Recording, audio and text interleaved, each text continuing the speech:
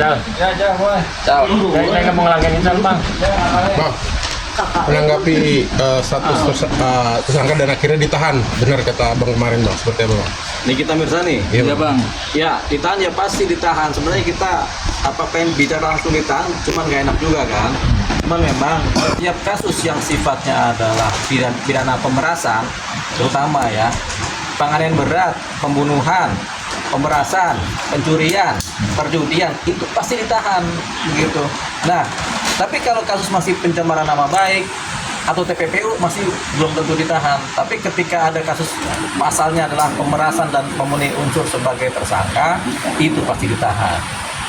Jadi judi, pemerasan, penganiayaan berat, pembunuhan, pencurian, itu pasti ditahan.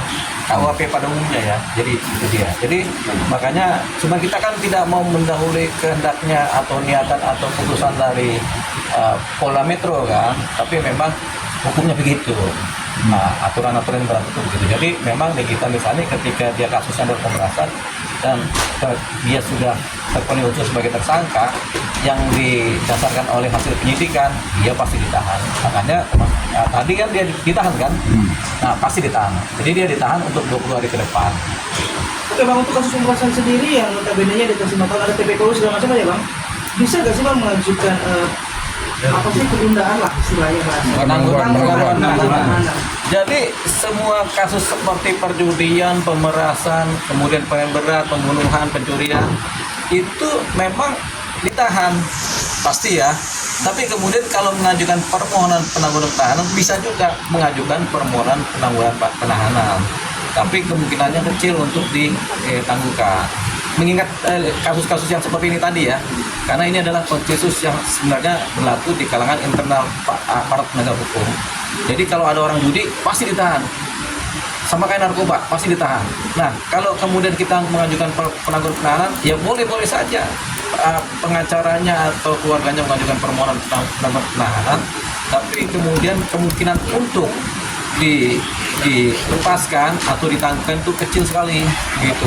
Benar-benar keadaan khusus yang kemudian polisi berani atau penyidik berani kemudian menangkap. Oke Bang, ini kan ada 4 orang ya Bang ya yang dilaporkan. Iya.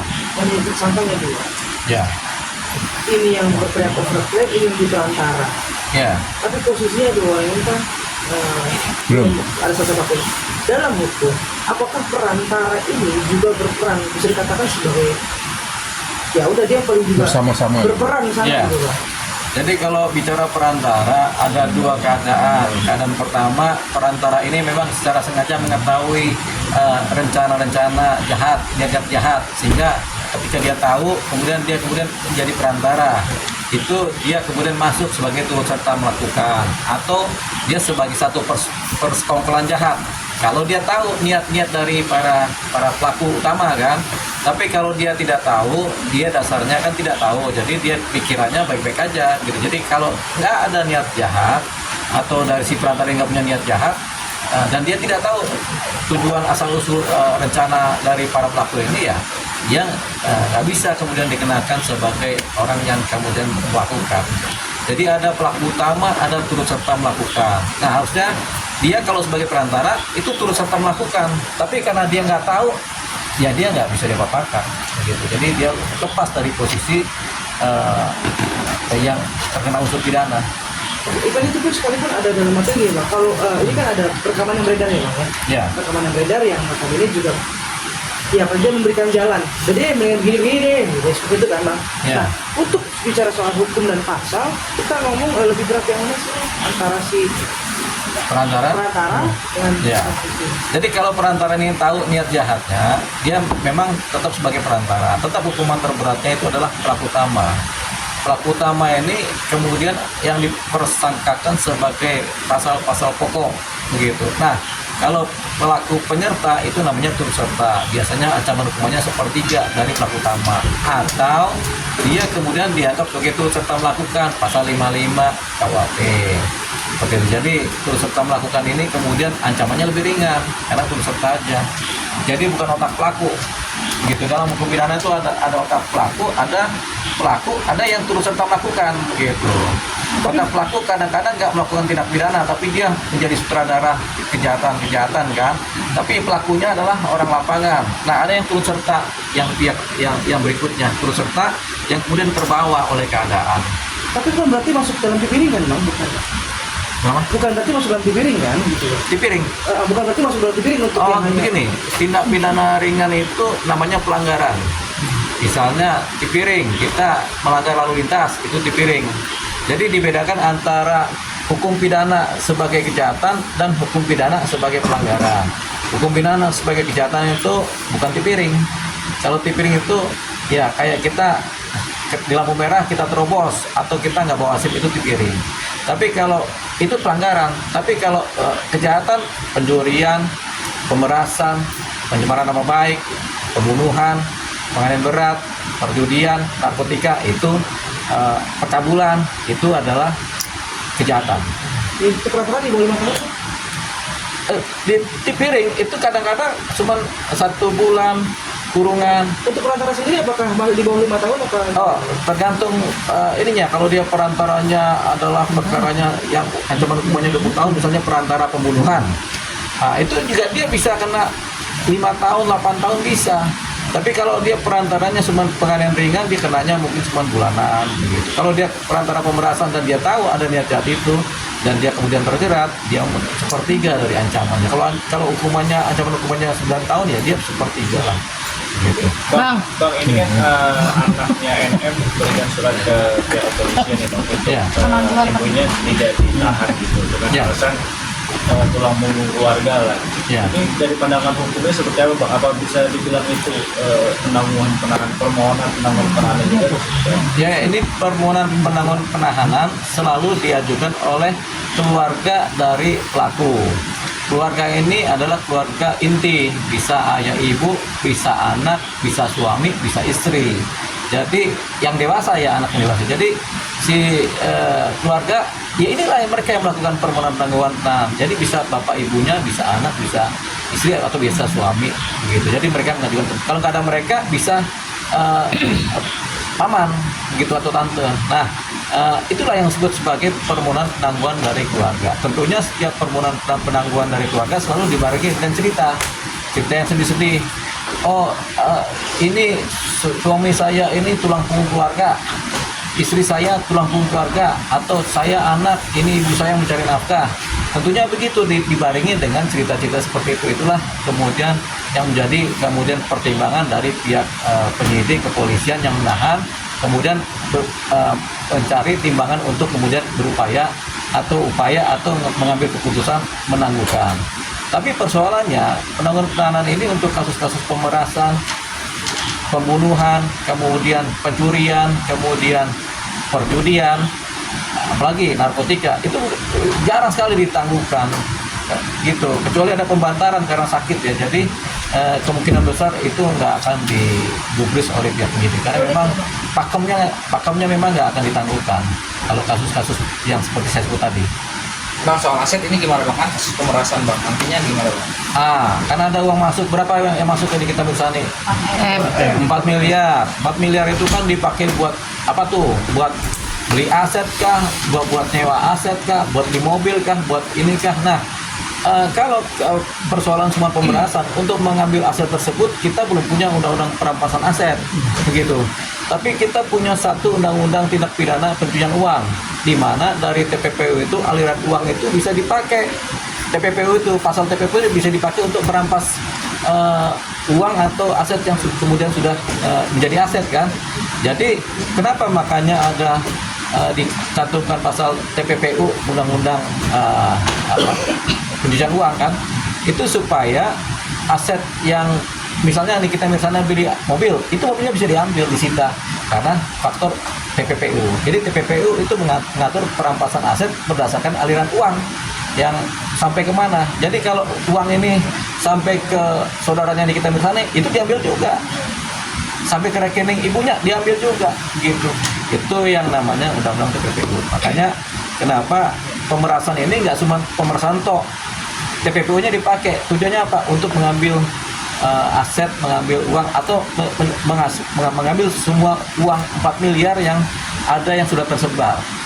kan ada uang 4 miliar ini ada dipakai buat konsumsi, beli bensin, beli apa, itu nggak bisa diambil itu dari kunci. Tapi kalau masih ada uang ini yang kemudian dari antar rekening dipindahkan kemana, atau kemudian dipakai membeli dan barangnya ada, itu barang yang disita. Bang, ini kan yang gue bilang ini pakai untuk DP rumah ya Bang, gitu loh. Iya. Kalau dipastikan seperti itu kan Bang. Ya, Lantas harus diambil kembali kah atau asetnya sendiri kah gitu loh? ya kalau uang buat DP rumah kan rumahnya apa sudah dipegang atau belum? Kalau rumahnya belum dipegang, uang DP yang sudah sampai ke developer diambil lagi, begitu. Jadi uangnya masuk ke developer, rumahnya belum jadi ambil uangnya, diminta lagi sama penyidik. Developernya kalau nggak mau ngasih, dia kena pasal TPPU, gitu. Makanya developer pasti kembalikan deh, gitu. Nah, soal dana itu kembalikannya ke pelapor kah atau ke negara, Bang? Dikembalikan ke pelapor. Jadi nanti uang itu disita, baik berupa uang maupun berupa aset disita berdasarkan aturan-aturan sita, berdasarkan dokumen-dokumen sita, berdasarkan berita acara sita. Nah, ketika sudah disita, itu tunggu sidang. Setelah sidang diputus, nanti hakim akan memutuskan karena ada TPPU-nya, ya sudah. Harta yang disita karena TPPU, uang yang disita karena TPPU ini kemudian diputuskan oleh hakim untuk diketuk palu dikembalikan kepada korban. Itu biasanya begitu. Jadi nanti uangnya itu akan kembali kepada si korban. Bang, banyak netizen yang masih perdebatan soal Reza Gladys tetap harus dijerat karena dianggap melakukan suap. Iya, Pengertian suap sendiri itu apakah masuk di situ? Apakah suap itu dalam arti harus masukkan ke institusi negara, ke kepolisian, ke kejaksaan? Jadi kita tidak mengenal suap antar subjek hukum pribadi swasta dengan swasta. Jadi tidak dikenal istilah suap kalau swasta dengan swasta. Suap itu hanya dikenal antara swasta, baik pribadi maupun badan hukum dengan pejabat negara. Jadi tidak dikenal tuh suap menyuap di wilayah swasta. Gitu. Jadi nggak ada pasal-pasal penyuapan di wilayah swasta. Jadi nggak kena. Gitu. Beda kalau si pelaku ini, misalnya pelaku ini kemudian menyuap seorang wali kota. Akhirnya ada kebijakan baru, ada putusan baru yang kemudian menguntungkan. Nah, itu namanya penyuapan.